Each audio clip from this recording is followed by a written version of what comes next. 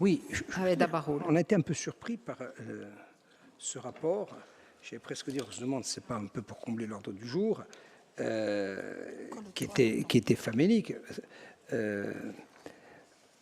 L'AODA travaille très bien tout le temps.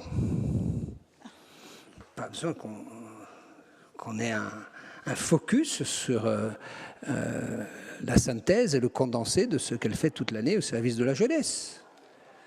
Voilà, donc c'est un rapport d'information, on prend acte du fait qu'elle a travaillé. Voilà. Ceci étant dit, j'en profite pour faire le lien avec le rapport précédent. On a tous bien vu, il y a une harmonie, il y a une optimisation des rapports entre l'État et la collectivité sur le sujet de la langue. Ce serait bien qu'on ait le même niveau d'exigence, le même niveau d'investissement retrouvé sur l'ensemble des lycées et collèges.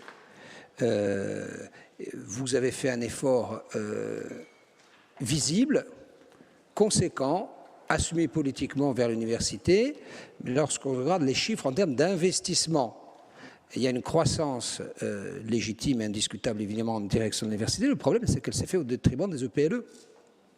Et que les EPLE sont les établissements publics locaux d'enseignement, en gros les lycées, les 46 lycées et collèges.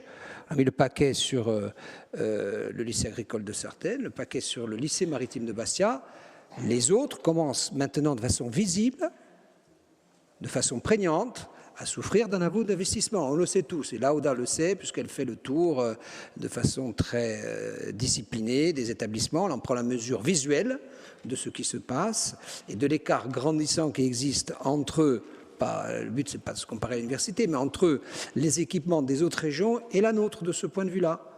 Donc, à bien des égards, on commence à avoir des établissements qui ressemblent à ce qu'étaient nos établissements à la veille des lois de décentralisation, quand toutes les régions, évidemment, se sont emparées de ce sujet et ont mieux fait que ne le faisait avant l'État. Mais tout ça, ça fait 40 ans. Et quand on n'investit pas dans des établissements pendant 40 ans, ou si peu, c'est pas qu'on n'a pas investi, ce serait travestir la réalité évidemment, ou si peu, ça commence à vieillir. Quand ça vieillir, ça coûte cher. La question se posera à terme de savoir s'il faut construire d'autres établissements ou continuer à investir en fonctionnement et en agrandissement, en extension ou en réparation de l'existant. Voilà. Je ne parlerai que d'une chose qui concerne aussi Julien, c'est les sommes colossales qui sont jetées par la fenêtre, c'est le cas de le dire, sur ce qui concerne les consommations énergétiques. On est en millions d'euros. On est en millions d'euros. Voilà. Et donc là, oui, depuis quelques années, on marque le pas, il faut se le dire, pas se masquer. Donc, encore une fois, par parallélisme des formes à ce qu'on a vu avant, je crois que l'État peut être au rendez-vous. Il y a du PTIC sur ces choses-là. Il faut le mobiliser de façon plus régulière, plus engagée et répondre à cela. Pour le reste, on n'a rien à dire, sinon que là, on est plutôt satisfait du travail qu'elle fait. Donc ce rapport ne fait que le confirmer. Mais attention aux effets d'optique et aux illusions d'optique. Hein, voilà, notamment sur les sujets que je viens d'évoquer.